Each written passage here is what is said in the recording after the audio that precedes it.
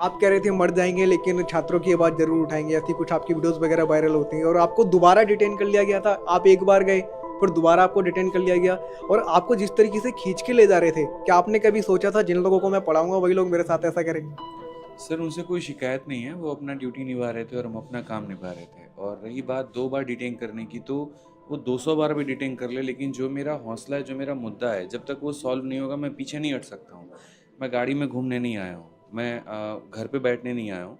अगर मैं कहीं पर प्रोटेस्ट में जा रहा हूँ तो इस बात के लिए मेंटली प्रिपेयर होकर जा रहा हूँ कि मुझे वहाँ अरेस्ट भी किया जा सकता है। और मुझे लगता है कि जब तक सरकार इसके ऊपर में संज्ञान नहीं लेती है, मेरा धरना, मेरी चीज़ें तब तक जारी रहेगी। लेकिन उसके पहले मैं देश के सभी शिक्षकों को कुछ कहना चाहता हूँ। अगर आपको ये लगता है कि सिर्फ दिल्ली में धरना देने से सरकार आपकी बात सुन लेगी, तो 2 दिन घूमने के बाद में मुझे समझ में आ गया कि सिर्फ दिल्ली चलो से काम नहीं चलने वाला है।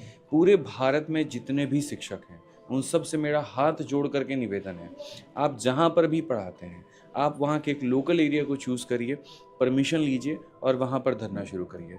जयपुर के सभी शिक्षकों को मेरा निवेदन है कि आप जयपुर में कोई एक घटनास्थल पे सभी लोग मिल करके एक लीडर बना करके आप वहाँ पर धरना दीजिए।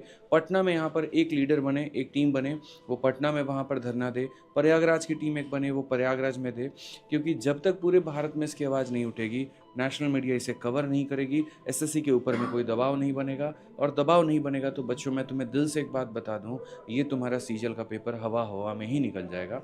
क्योंकि जिस तरीके से हमने डायरेक्टर से बात की, वो एकदम जिद पर अड़े हुए हैं कि एडिक्विटी ही पेपर कंडक्ट करवाएगी। और ये भी बात सुन लो मेरी बहुत ध्यान से, 3 साल का तो एग्रीमेंट उनके साथ में और 2 साल वो और बढ़ सकता है। तो आप इस बात को मान के चलो 5 साल में पूरा बंटाधार हो जाएगा। और एडिक्विटी के सिलेक्शन फेयर नहीं होते हैं। कई ऐसे कारण है जो मैं अभी आपको ऑन कैमरा बता नहीं सकता बस, लेकिन आप इतने मान करके चलो कि ट्रांसपेरेंसी उतनी नहीं है जितने पहले के वेंडर्स में हुआ करती थी। तो हाथ जोड़ करके निवेदन है, तुम खुद लीडर बनो, तुम खुद आगे आओ, तुम खुद आकर के अपनी आवाज़ उठाओ। तुम्हारे लिए यहाँ पर ऐसे मान करके चलो कि कोई नहीं आएगा।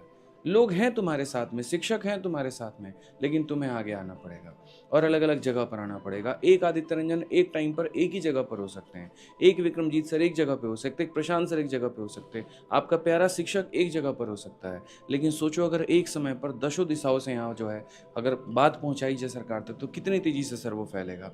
हर जगह का local newspaper, local media, local ये सारी चीज़ें उसको प्रमोट करेगा और उसके बाद सरकार तक वो बात पहुँचेगी और सिस्टम हिल करके रह जाएगा। कल सर आपने बोला जंतर मंतर चलो, उसके बाद कई डायरेक्टरेट वहां पहुंच गए, उसके बाद उन पर लाठीचार्ज हुई, अध्यापकों पर भी हुई। उसके बाद आपको कहाँ लेकर के गए थे दोबारा, जहां आप देर रात लौटे, शायद आप कह रहे थे पानी वानी पीने को भी नहीं दिया गया, क्या क्या हुआ? सर बहुत बुरा हालत हुआ। पहले तो पहली बार जब हम डिटेन हुए थे तो हमको बवाना लेकर के गए, और बवाना दिल्ली से बाहर पड़ता है, तो उन्होंने सोचा इनको छोड़ देंगे, फिर उसके बाद आने में लेट हो जाएगा, धरना कर नहीं पाएंगे।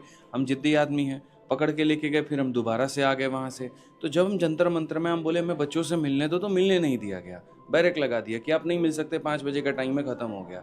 हम सर को फ़ोन मिला रहे थे कि हमें आपके पास आना है, बच्चों से मिलना, नहीं मिलने दे रहे थे। फिर उसके बाद हमने जब वहाँ पर बैठ करके धरना देना शुरू किया, तो इन्होंने रस्सा बांध करके घेराबंदी कर दी।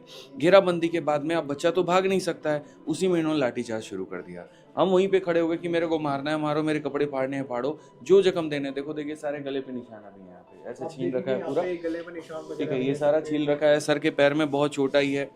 तो ये सारा कर रखा है उन्होंने, और ऐसी बर्बरता दी, मतलब बसों में उठाकर डाल दिया, शीशा उसमें जो है टूट गया, आपको तो और सर को दिख रहा है किस तरीके से धक्के मार मार के अंदर लेके जा रहे हैं। उसके बाद अंदर में सर की मेडिकल कंडीशन आ गई, पानी मांग रहे हैं तो पानी नहीं दे रहे हैं, कह रहे हॉस्पिटल में रोक दो, नहीं रोकेंगे।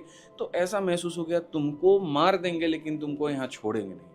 धारा कुछ भी नहीं है, कोई केस नहीं है, ना हम आतंकवादी हैं, ना हम कुछ, हम तो बच्चों की बात को उठा रहे हैं, जिसमें सरकार को भी ये बात कहनी चाहिए कि चलो हमसे कोई गलती हो रही है तो कम से कम शिक्षक तो खड़ा है इस देश का, वो शिक्षक जो निर्माण कर रहा है, वो शिक्षक जो इस देश को बना रहा है, वो शिक्षक जो सबको पढ़ा करके आगे बढ़ा रहा है, उसकी तो बात माने कम से कम। उसके साथ अगर ऐसा व्यवहार हो रहा है, तो जब शिक्षक के साथ में ऐसा व्यवहार है तो बच्चे के साथ में कैसा? सर आगे की रणनीति अब क्या है? आज बहुत सारे लोग इंतजार कर रहे थे आपकी इस वीडियो का कि आदित्य रंजन सर, विक्रमजीत सर, प्रशांत सर या फिर जो और अध्यापक रिटेन हुए थे, वो सब क्या कहना चाहते हैं, क्या रणनीति है? दिल्ली में हम अपने परमिशन और बाकी सारे धरनों की प्लानिंग सारे शिक्षकों के साथ में मिलकर कर रहे हैं, लेकिन दिल्ली के बाहर बाकी जितने भी क्षेत्र हैं वहाँ के, आप खुद राजा बनिए, खुद लीडर बनिए, खुद आगे आइए और आकर के अपने धरने को लीड करिए। क्योंकि एक टाइम पर एक जगह से, हम राजनीतिक पार्टी नहीं है सर, हमारे पास में अलग अलग ब्रांचेज नहीं हैं, हम अलग अलग क्षेत्रों में नहीं जा सकते हैं। इसीलिए मेरा आह्वान है सभी लोगों से कि अपने अपने जगह से जब तुम बात पहुंचाओगे ना, बहुत तेज में बात फैलेगी, बहुत आगे बढ़ेगी। क्योंकि हम वीडियो बना करके ये कह देते हैं दिल्ली आओ, जंतर मंतर आओ,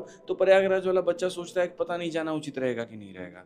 अब वो 2 दिन जब तक प्लानिंग करता है, आधा मुद्दा खत्म हो जाता है। वीडियो के व्यूज आते हैं 5 लाख का, ग्राउंड पे बच्चा होता है 50। तो ऐसे कभी भी नहीं हो सकता, इस तरीके से कभी प्रोटेस्ट नहीं हो सकता है। सरकार तुम्हारी बात को बिल्कुल भी नहीं सुनने वाली है।